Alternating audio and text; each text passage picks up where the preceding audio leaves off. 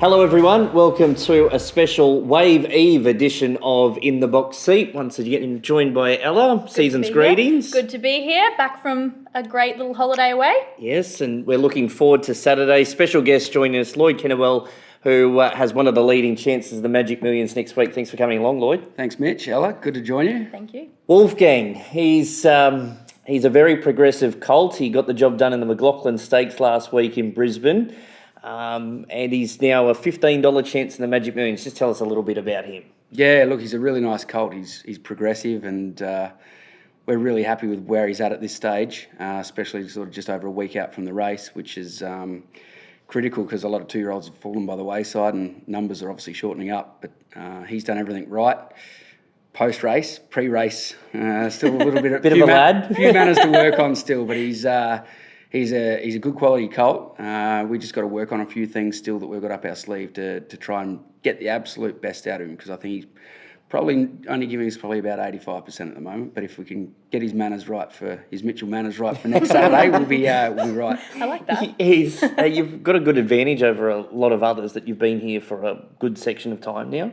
Yeah, I think it's good. We got him up early, but probably in fairness, he's been so well educated. He was obviously, we purchased him here at this sale last year and in conjunction with TFI, and he was basically raised and educated up here in Queensland, and they did a fantastic job with him, and he's obviously been the other way. He's been everywhere. He's travelled to Melbourne. He's done a lot of travelling even in Melbourne. He obviously went to Flemington a few times, and he's obviously been at Cranbourne. Seen a lot of different environments, and then obviously went to Adelaide and obviously got the money there. And then from there on in, we knew that he's pretty tough and strong and deals with everything in life and copes with it well. So it was just a matter of getting him on the float. I thought the road trip would do him good. Yep. And he's been good. How did the connection start with Aquis? Yeah, look, over the years I've done a little bit of business with him. As you know, you've got to get yourself out there and do as much as you can with as many different clients and stud farms, and that's one of the things I think I'm pretty good at, getting out there and trying to sell myself and do business with everyone. And we bought a few years ago. Didn't have a great deal of luck, really, to be honest. We bought a few colts in the fund. Didn't have any luck. And then we put it all back together this year, and I'm pretty good friends with Sally, who is in charge there at TFI Racing, and we put our heads together and had a bit of a short list, and obviously Wolfgang was on the list.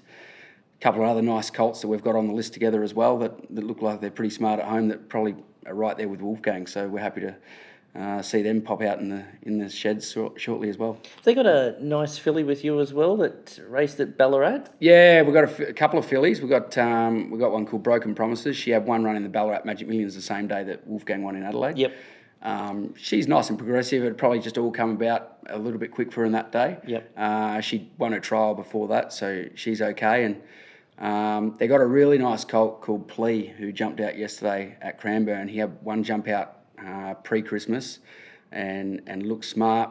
Just wasn't quite ready. He had to be put away, and he's a son of Snitzel, and he's raced with Kiora, Aquis and Yulong, so it's the big three there to race no with. Pressure. No pressure. And he's a colt, and he's got really, really nice ability. He's probably one for the punters to keep an eye on.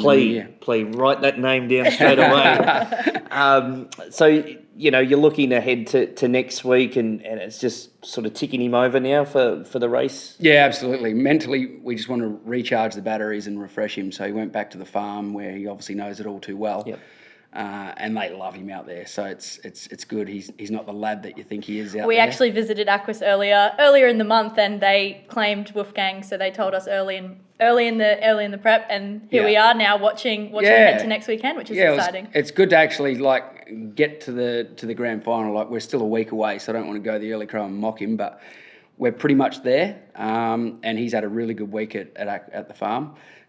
He's really enjoyed it. He's been in a grass paddock up to his knees and gets boxed up at night, goes on the water walker during the day, and just luxury. Yeah, it's just a bit of R&R for him, and then basically he gets back down here, and we'll screw him down over the weekend, and he'll have a nice gallop on Tuesday morning. Yep. And it was obviously good to get the commitment from Blake Shin to ride the horse as well. He's a world-class jockey, and he won on the horse last week, and I think it's imperative that you've got someone on that knows the horse, especially with his antics pre-race, that we can just try and iron out a few of those creases. Yeah, we won't mention too much about his antics pre-race, but if anyone saw the mounting yard last week in Brisbane, you'd understand. The 2-year-old season is pretty wide open. From any state at the moment, there doesn't seem to be a real standout 2-year-old. No, I think it looks pretty even overall. Look, someone has to run favourite. Yep. And that's probably where it's at the moment. Obviously, Gay's horses are flying in the 2-year-old races, and she's always been, or Gay and Adrian, they've been fantastic at getting them up and running early. We're obviously on a much smaller scale, but we like to get our 2-year-olds up and running as well. Feel that we've got a few nice ones there, but if they weren't ready, we didn't push them. We just held them back a little bit longer, as you have to do. Like this guy, as you've seen, he's pretty push button. He just does the work for you, and you just got to point and shoot and find the right race for him. And I like that he's got the confidence up now. 2 wins on the hop, and all you can do is win. Yeah. So it's I know he's not winning by big margins, or the times aren't great. I get that. Probably what the punters don't see, or the form students don't see, is the pre-race antics and things like that. And it does take effect out on the racetrack, because I think he was going to win by more than what he did the other day. Yeah. But he still found a way to win. So if he can somehow find a way to win next Saturday, we'll be very happy. A barrier draw with him is, obviously it's important, but because he's got sort of versatility, it's probably not, he doesn't need to draw exactly for a leading horse. Like if he drew 18 or something like that, you'd really scratch your head. He's got sort of a versatility factor about him. I strongly believe that you need to draw good in this race. Yep. You have to. It's a high-pressure race. 2-year-olds are scattered everywhere. I think if you can just draw a good barrier, get a good run in transit, you're halfway there to being right in the finish. So I really want to draw good next week. Speak of that, you got 3 good chances on Saturday in Pure Paradise in the Maiden, and 2 in the Rising Stars races as well. Yeah, so we targeted these races a little while ago for them to come up here. We didn't expect probably the conditions we were getting last week, and we were a bit worried because they do want a dry surface, to be honest. So Pure Paradise. What are you talking about? Yeah, it's beautiful in sunshine at the moment, that's for sure. Look, it looks like we're going to be okay. It looks like we're going to dodge a bullet, and we might get a 5 or a 4 with a bit of luck on Saturday, which is fine. But Pure Paradise is a filly that's always shown a lot of ability. She ran second in the Debutante Stakes on debut to King's Gambit. Yeah. So pretty good form.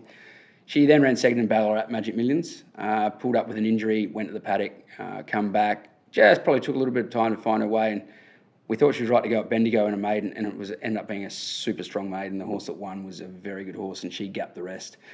Spoke to the owners. I said, I can win you a maiden next week, or put her on ice for the race up here, and they were happy to wait. Not every day you get a $250,000 maiden to go to. So I think she's right on target. She had a trial at Deagon last week, and she needed it because it's been a while between drinks. She's a big, gross filly. So she's come through it well. Obviously got the service of Jamie Carr and all our horses, because Blake was meant to ride him, got suspended on Monday. SOS, Jamie Carr, away you come. Good replacement. So hopefully she can get the job done on her. And the other 2 in the Rising Stars, SF90 and Meridius? Yeah, SF90 is probably a really good quality filly. She's actually 3/4 sister to O'Hood. Paid a lot of money for her. She's an invincible filly. Everyone laughs at me because I basically love her to bits. So I call her the next Fedora, because she's a clone of Fedora. She looks like her. Hence the reason I bought her. Ability-wise, she's not at that level.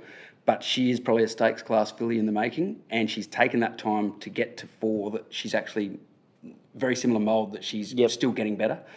Blake, firmly believes that she's a stakes class filly. Got beat a millimetre the other night at Moonee Valley, needed 1 more hop.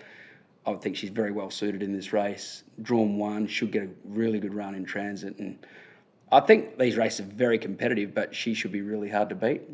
She's been set for this.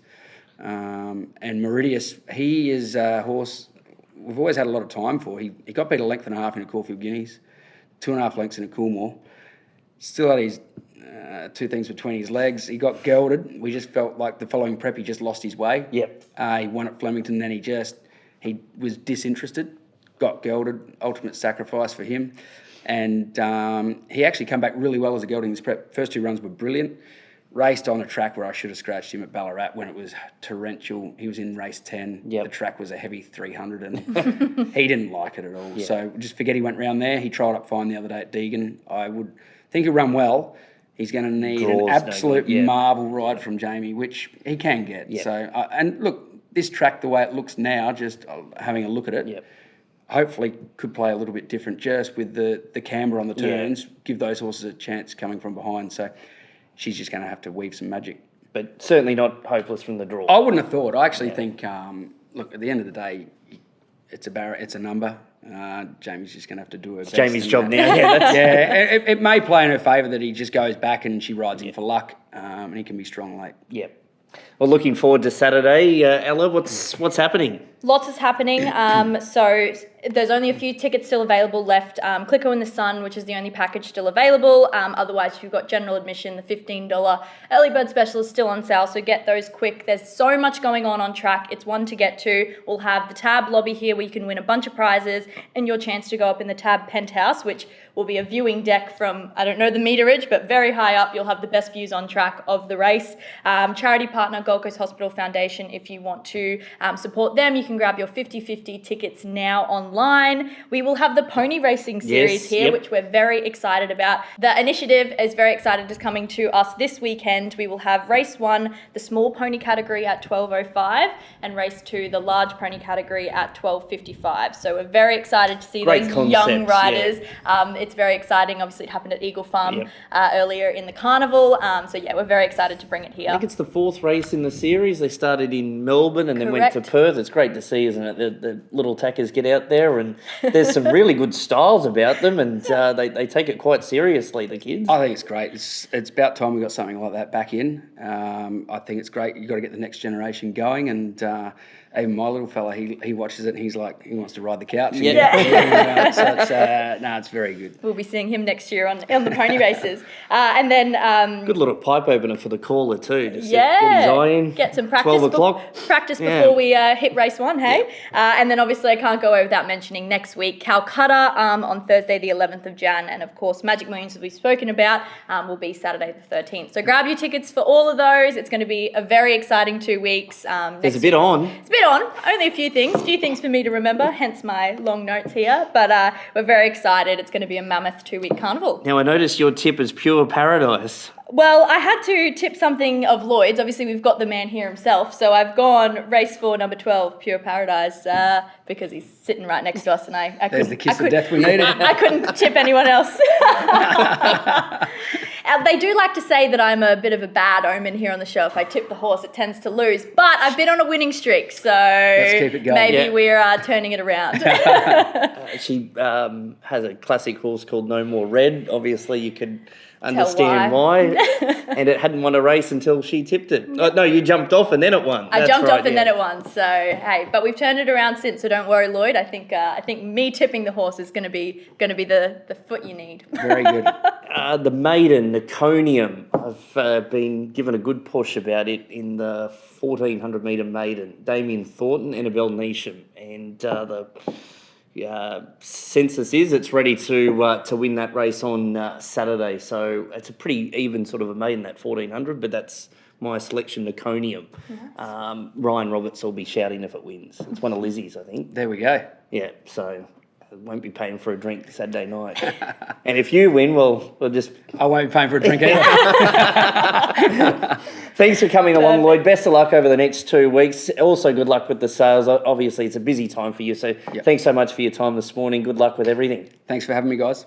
Lloyd Kennewell joining us in the box seat. Big edition next week. Obviously, we go into Magic Millions week. We'll have some special guests along next week. We don't know who yet, but someone will be around. It'll be amazing. And stay tuned. We'll do it all again next week. Thanks for tuning in.